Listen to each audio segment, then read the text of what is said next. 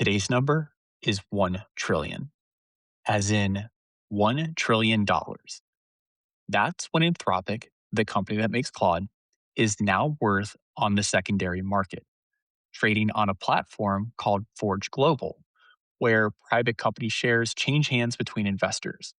The implied value of Anthropic this week crossed $1 trillion for the very first time, which means also for the first time, the company that makes Claude is trading above the company that makes ChatGPT, which is sitting around $850 billion at the moment. 3 months ago, Anthropic's last actual funding round valued the company at $380 billion. 3 months, nearly three times the implied value. That's how fast this scoreboard is shifting. Hang on to that number for a moment because we're going to come back to why it matters to you and not necessarily investors in just a minute. Well, it's Friday. Happy Friday. We finally made it. A Magic Circle law firm, the kind that bills in 6-minute increments, put Claude on every single one of its 5,700 desks yesterday morning. A new survey this week says fewer than 1 in 4 workers feel safe at their job. The CEO of Palantir published a 22-point manifesto calling on Silicon Valley to build AI weapons. And 32 million people read it. And the AI assistant that lives inside of X has now been broken for 4 days, while its own status page insists that everything is just fine and fully operational. It's a weird week. We're closing it out on a weird note. Get ready to get going. I'm Don Michalik, and this is your Morning Intelligence for Friday, April 24th, 2026.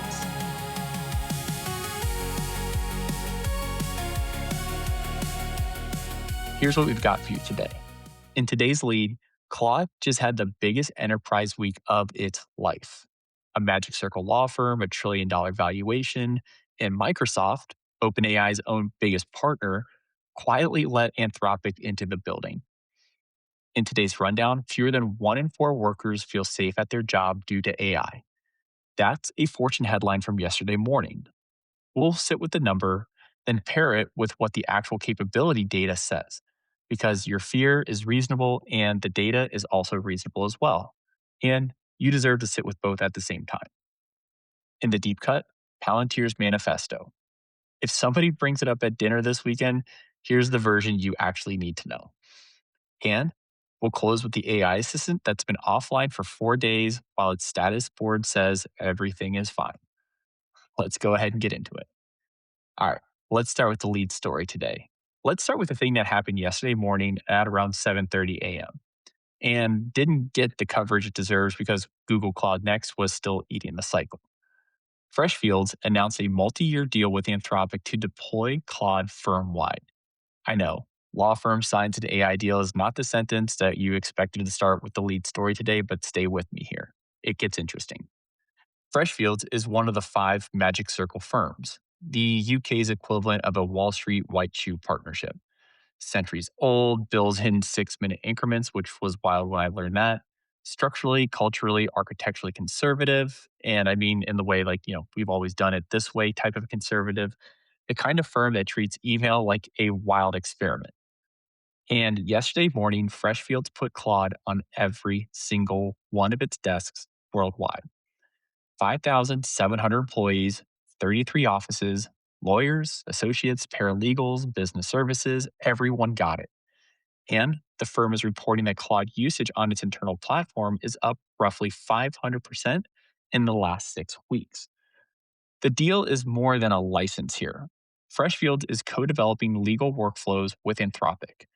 They get early access to future Claude models before anyone else. They're rolling out Codework, Anthropic's agentic AI platform, and Thomson Reuters' next generation co-counsel Legal, the product a lot of you will bump into if you work near a legal team. That's been rebuilt on Anthropic's stack. So here's why it's on the show today, and here's why I'm leading with it.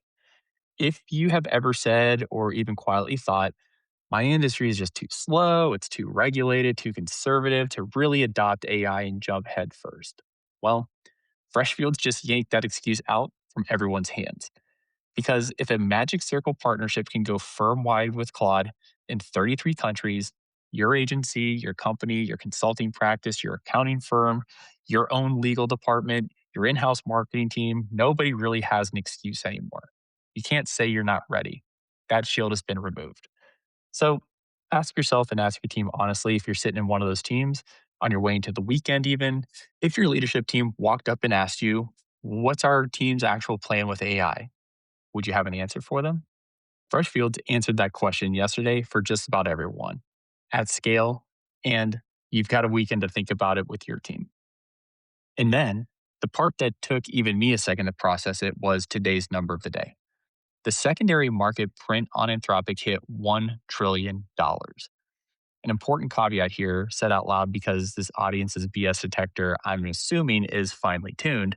A secondary market is not a primary round, obviously. It's existing shares traded privately among a relatively small pool of investors. It's illiquid, it fluctuates. It's not necessarily what Anthropic could raise, even if they went for an early round tomorrow. But the scoreboard still moved here, and it's important to pay attention even to the secondary markets. 3 months ago, the last primary round valued the company at $380 billion. This week, the secondary print crossed a trillion. OpenAI's secondary marks are hovering around $850 billion. For the first time, the implied value of the company behind Claude is now above the implied value of the company behind ChatGPT. And that's worth noting. The revenue is real. $30 billion annualized, up from about $9 billion at the end of last year. Claude Code alone is pulling in $2.5 billion on its own. So here's what that means for you. If you've been a ChatGPT loyalist, if your entire AI life lives inside of one app and you've never really opened Claude or tried anything else, the market is telling you something worth listening to here. Not that ChatGPT is bad, it's obviously awesome. Not that you have to switch, just that there is a second, probably more serious tool built by arguably the most valuable AI startup on the planet at the moment, and it's worth an hour of your weekend to try it out. One tab, go ahead with the free version, see what happens. And then the thing with Anthropic that almost no one is talking about, and I think it's actually kind of cool. This week, inside Microsoft's own April 2026 release notes for 365 Copilot, the company quietly documented that Copilot Chat in the Frontier tier now supports Anthropic's Claude Sonnet alongside OpenAI models. I'm going to say that twice because it deserves to be heard twice, and it kind of blew me away when I heard it myself.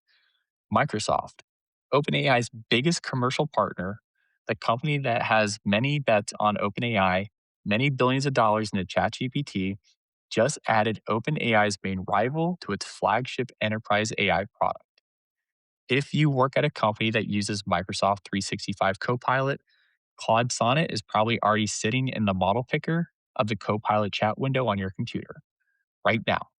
Most of your coworkers have no idea it's probably there, and your IT team hasn't told you yet. Do one thing for me after this episode, if you wouldn't mind. Open Copilot chat if you have it. Look at the model dropdown. If Claude Sonnet is in there, you have a new option you didn't have yesterday. Inside the tool, your company already licenses.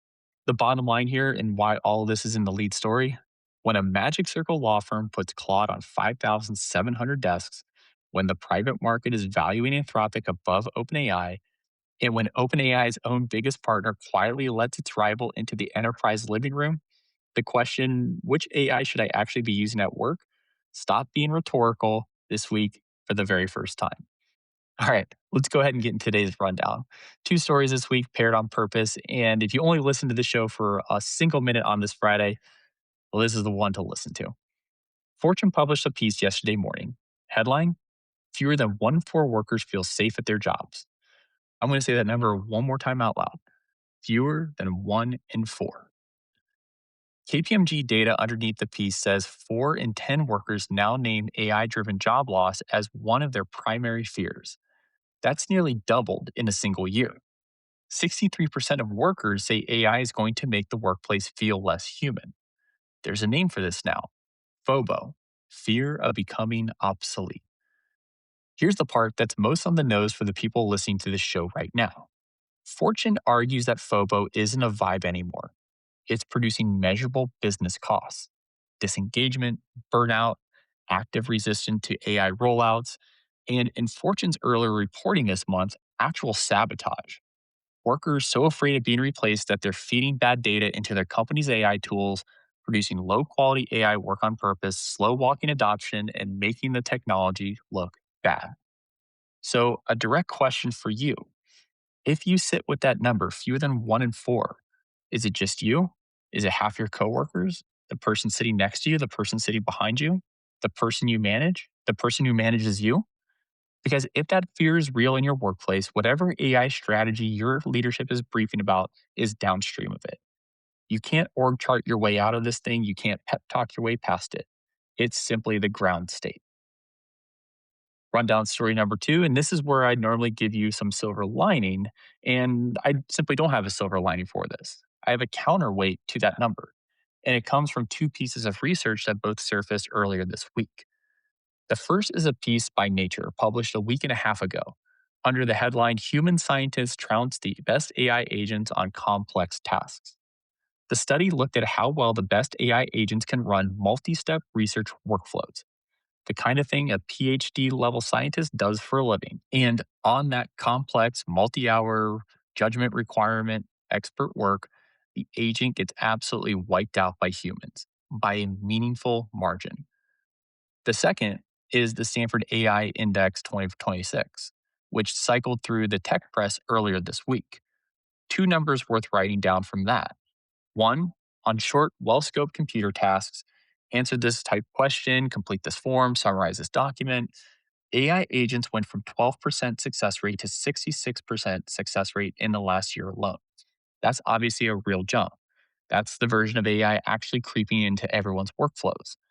But the second number here, on humanity's last exam, the benchmark built to test frontier models on genuinely hard expert questions, the best models, think Claude Opus 4.6 and Gemini 3.1 Pro, are only just now topping 50%.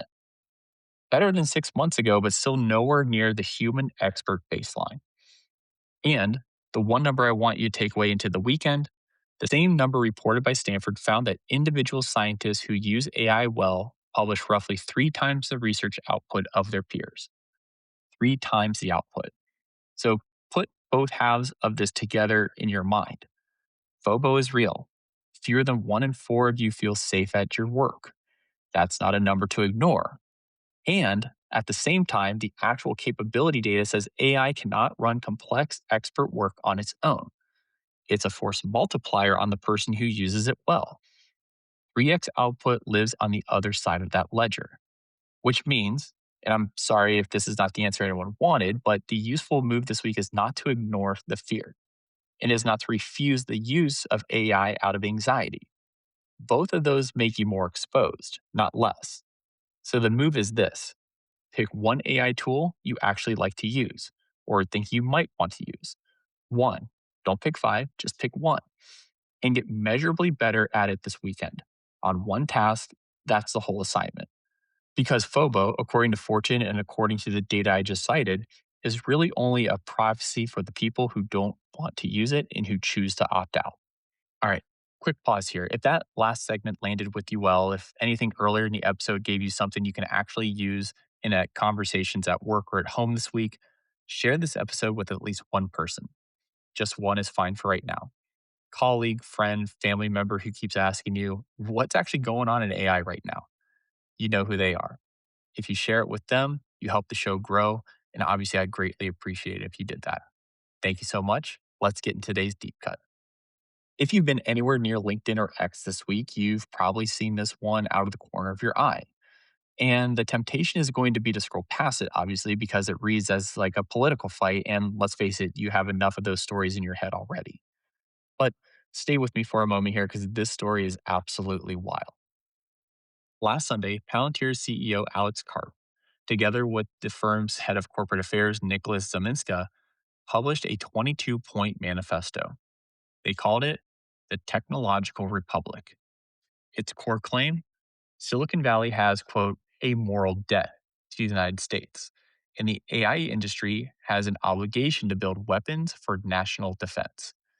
Karp argues the atomic age, the nuclear deterrence frame that's organized global security for the last 80 plus years, is coming to an end and will be replaced by AI powered deterrence. The document also calls for the US to reinstate a version of national service.